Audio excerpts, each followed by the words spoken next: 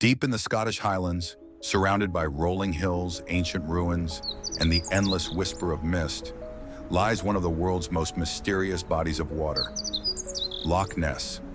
Stretching for more than 20 miles and plunging to depths of nearly 230 meters, it holds more water than all the lakes in England and Wales combined.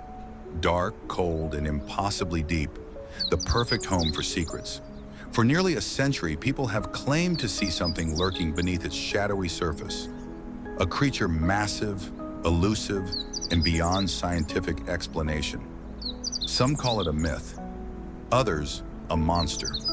But to millions around the world, it's simply Nessie. The legend of the Loch Ness Monster didn't begin in modern times. In fact, the first recorded sighting dates back over 1,400 years. In the year 565 AD, Saint Columba, an Irish missionary, was traveling through Scotland when he heard of a man who had been attacked in the River Ness by what locals called a water beast.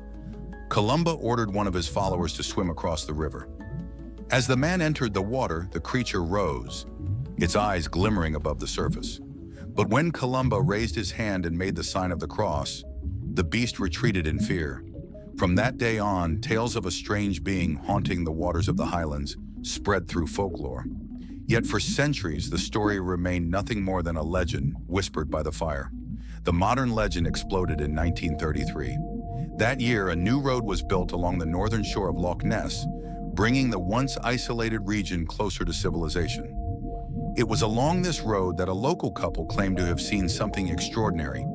A gigantic creature, gray and glistening, crossing the road before sliding into the lake. The press seized the story, calling it a prehistoric monster. Within days, crowds gathered by the water's edge, binoculars in hand, hoping for a glimpse of the unknown. What had been a quiet Highland loch suddenly became a global phenomenon. Just a year later, in 1934, the world saw what many believed was undeniable proof. A black and white photograph appeared in the Daily Mail, showing the slender neck and small head of a creature rising from the water. It became known as the surgeon's photograph because it was taken by a respected London doctor. To the public, it was the evidence they'd been waiting for. The photo spread across the globe, printed in newspapers, magazines, and postcards. Loch Ness had found its monster, and the world had found a mystery it would never let go. But 60 years later, in 1994, the truth surfaced.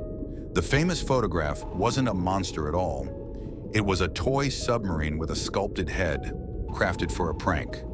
The revelation shocked millions. Yet strangely, the legend didn't fade. The people who came to believe, the dreamers, the skeptics, the curious, they didn't stop searching. Because the idea of Nessie had grown far beyond one photograph. It had become part of Scotland's identity and part of humanity's hunger for the unexplained. Over the decades, dozens of scientific teams have come to Loch Ness to seek the truth. In the 1960s and 70s, sonar expeditions detected strange moving shapes deep beneath the surface. Shapes too large to identify, but unmistakably alive. Underwater cameras captured blurry, mysterious forms, and a few researchers claimed to have seen flippers beneath the dark water. Each discovery brought a mix of hope and frustration. Always something almost convincing, but never enough to end the mystery. Then in 2018, scientists took a new approach. Instead of looking for a monster, they searched for DNA, tiny fragments left behind by every living thing in the water. After testing hundreds of samples, researchers found no evidence of ancient reptiles, but they did find massive amounts of eel DNA. Could Nessie simply be a giant eel?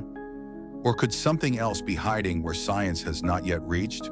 Today, Nessie is more than just a mystery. She's a global icon.